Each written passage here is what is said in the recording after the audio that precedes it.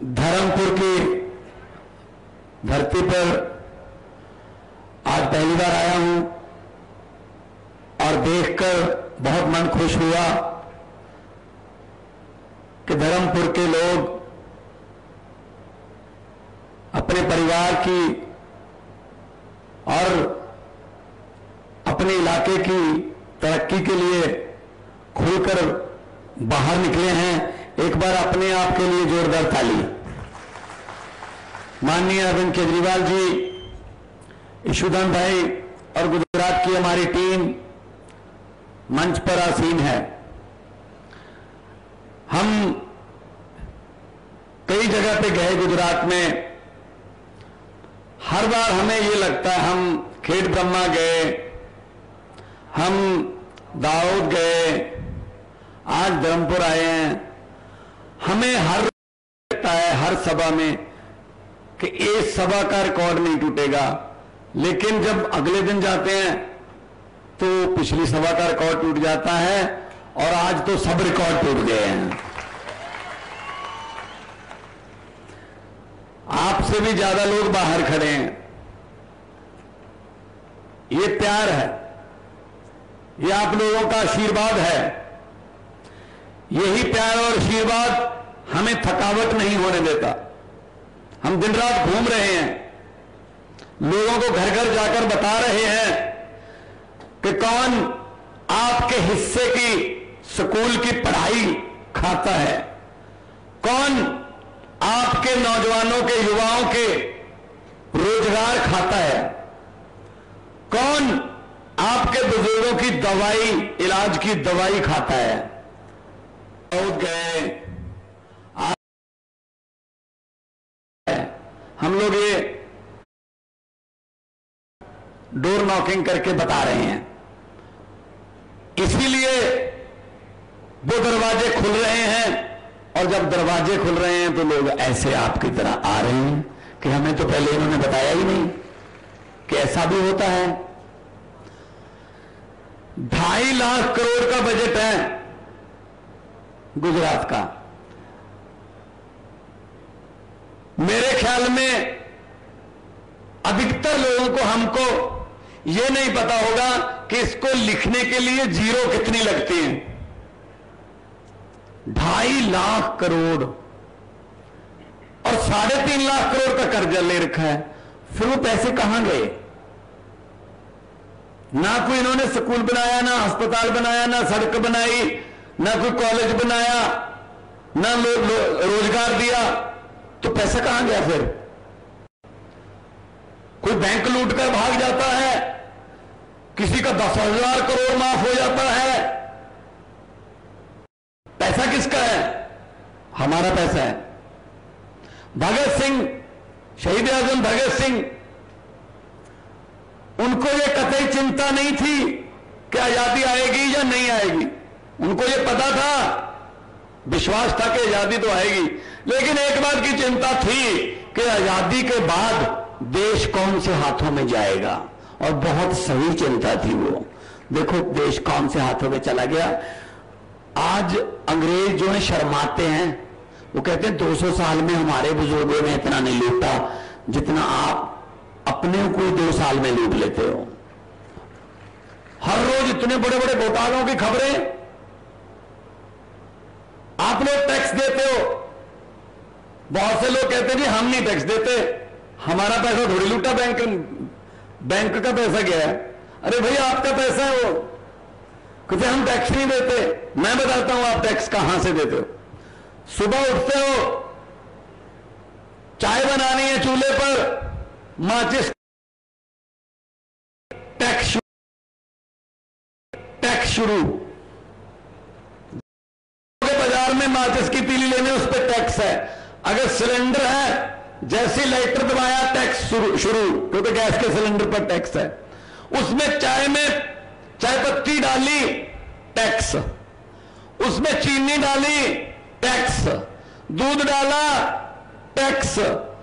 उसके बाद खाना खाते हुए दही खाया, टैक्स। अब तो छाछ पे भी टैक्स लगा दिया है, आटा पे टैक्स, मोबाइल फोन किया टैक्स, मोटरसाइकिल लेके बाहर निकले, डीजल पे, पेट्रोल पे टैक्स। शाम को घर आए, खाना खाया, टैक्स।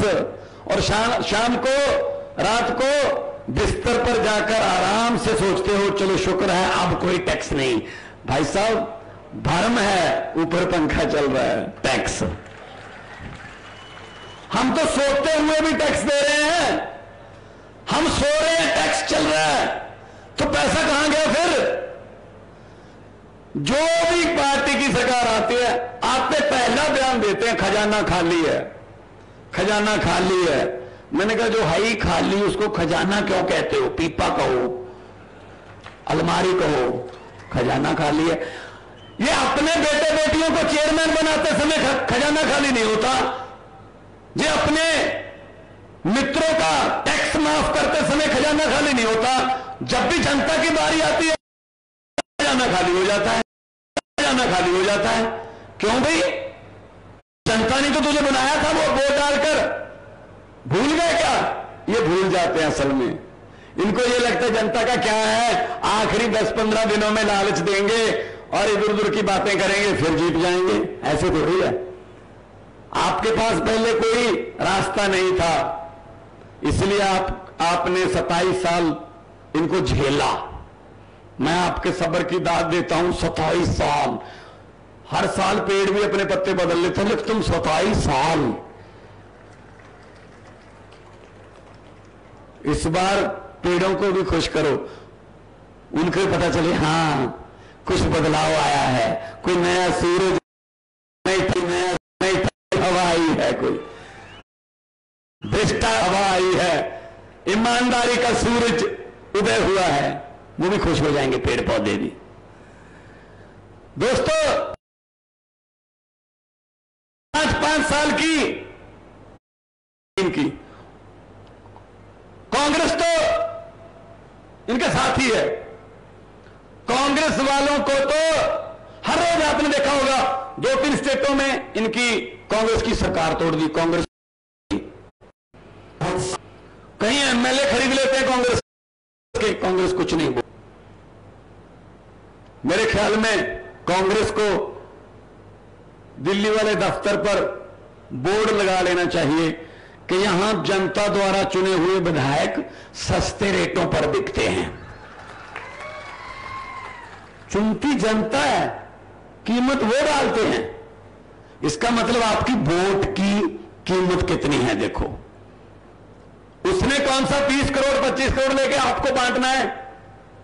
आपका एक एक वोट बेच गया, इसका मतलब वो, इससे बड़ा पाप नहीं हो सकता। ये लोकतंत्र की हत्या है।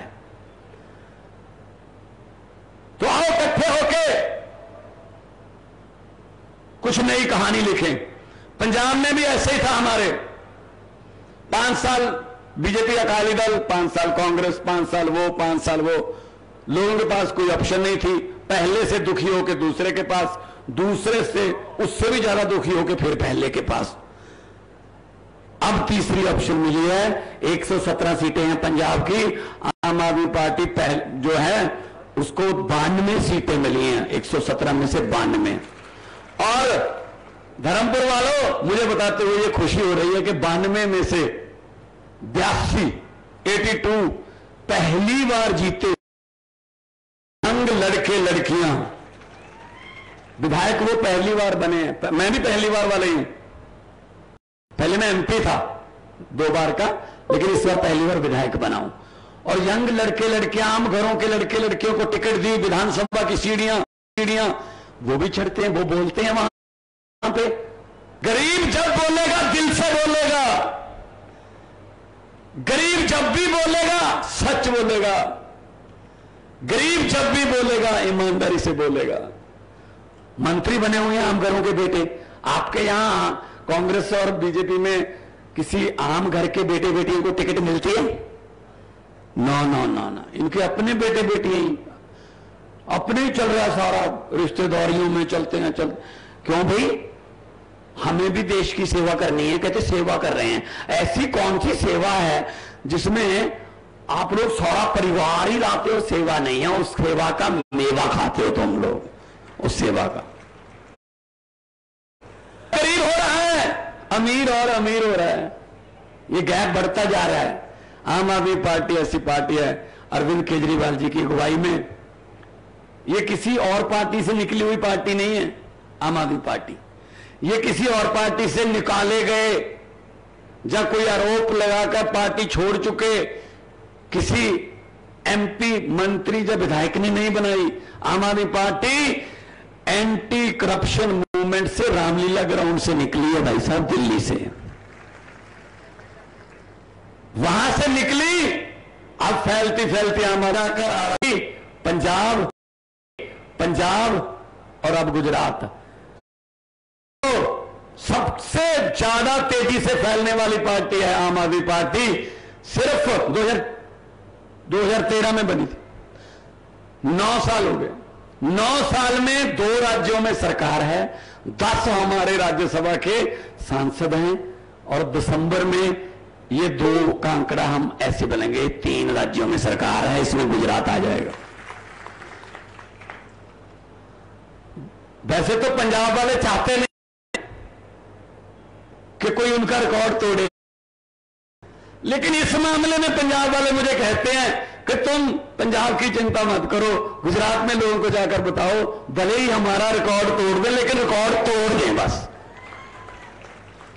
कल एक बीजेपी का कार्यकर्ता मुझे मिला, झंडा था दुकान पर लगा हुआ, हम रोड शो कर रहे थे।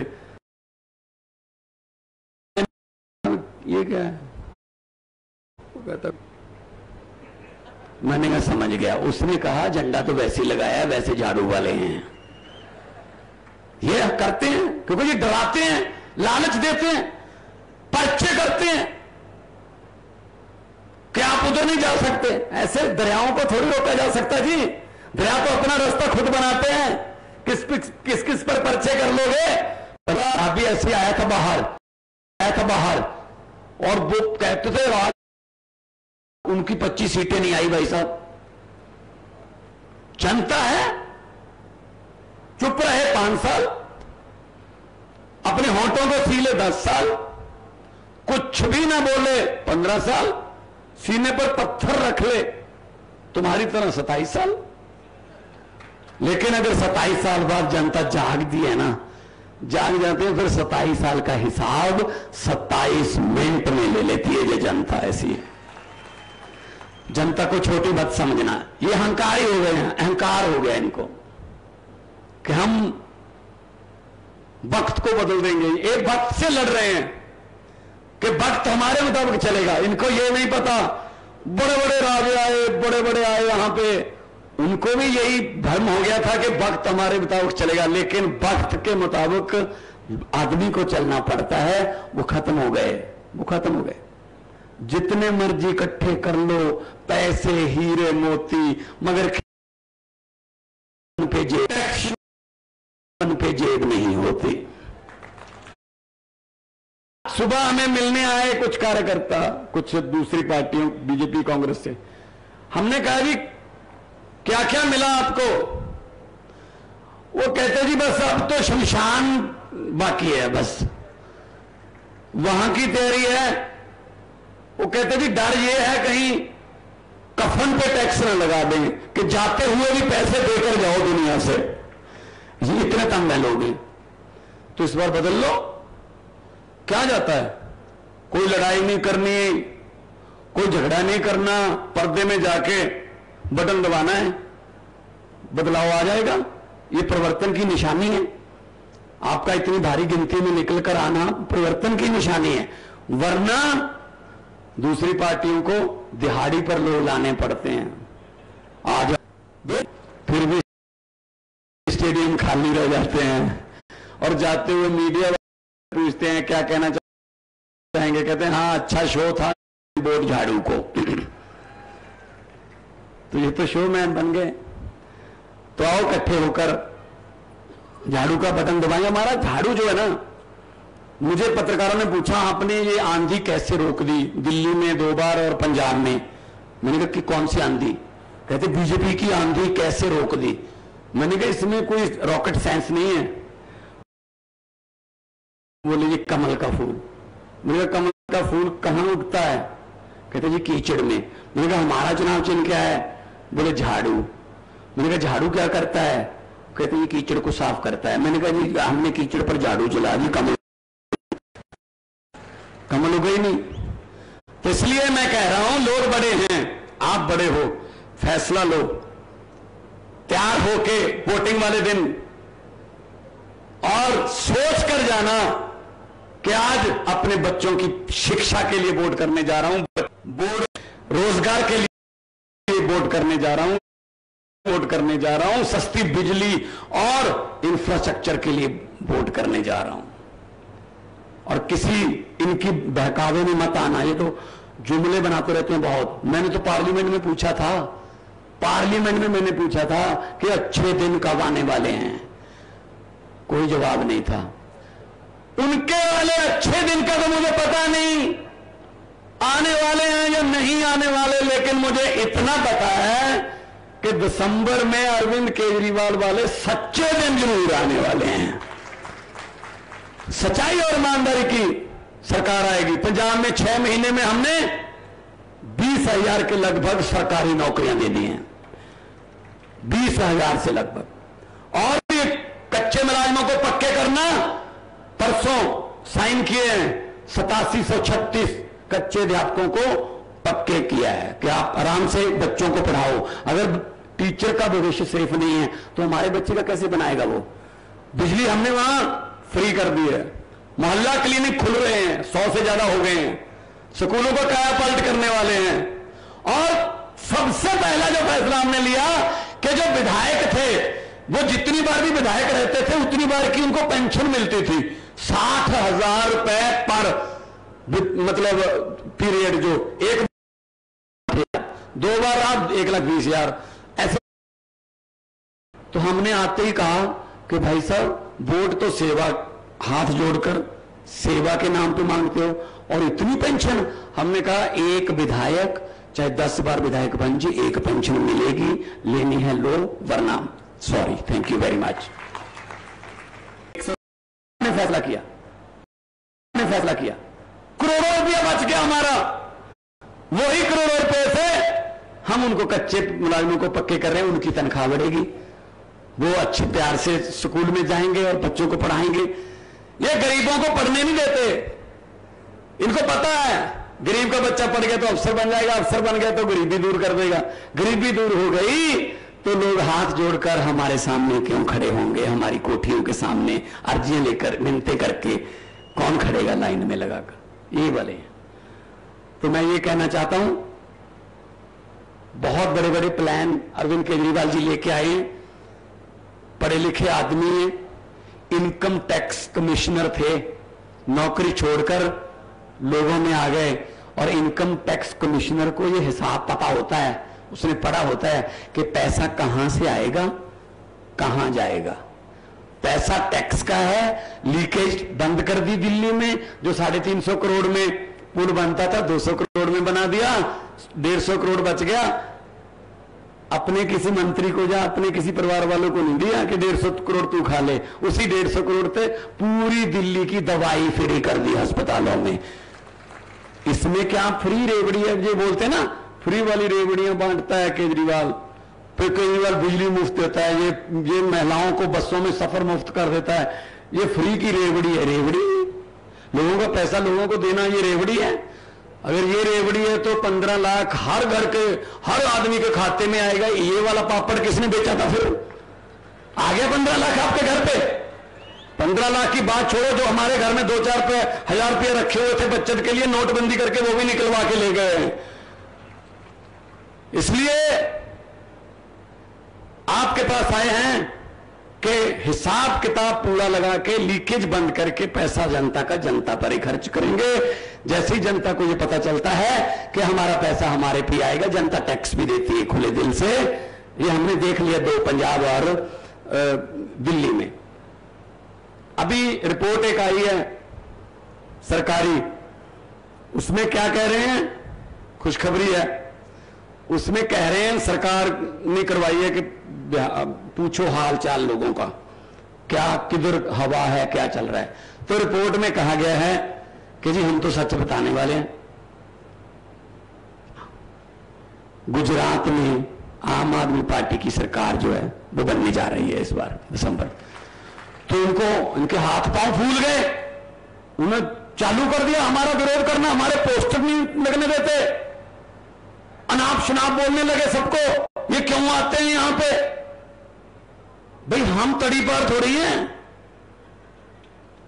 ये तो तुम्हारे थे, हम तो सीधे साधे लोग हैं, आम आदमी हैं, ये हमसे नहीं डरते, हमारी कोई औकात नहीं है, हमसे नहीं डरते। इतनी लाखों की गिनती में सुबह से आप लोग जो इकट्ठे हो जाते हो ना, ये आपसे डरते हैं, आप लोगों से डरते हैं। तो भगत सिंह जी का भी जन्मदिन था 28 सितंबर को, उनकी आत्मा को भी सुकून मिलेगा जब इनकलाब जिंदाबाद का नारा गूंजेगा।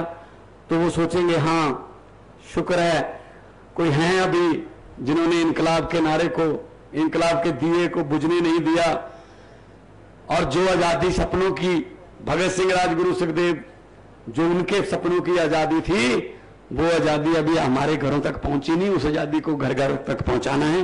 दोनों हाथ ऊपर करके दो नारे लगा दो, इनकलाब। थोड़ा सा और ये पता चल जाए इनको सूरत तक के काम खराब हो रहा है, ये तो काम पब्लिक बोल रही है, ये पब्लिक की आवाज जो होती है ना वो गूंजती है, इनकलाब, वंदे भारत माता की जय, जवान बोले सो निहाल। बहुत बहुत धन्यवाद, आपने इतने प्यार सत्कार से मुझे सुना, बहुत बहुत धन्यवाद।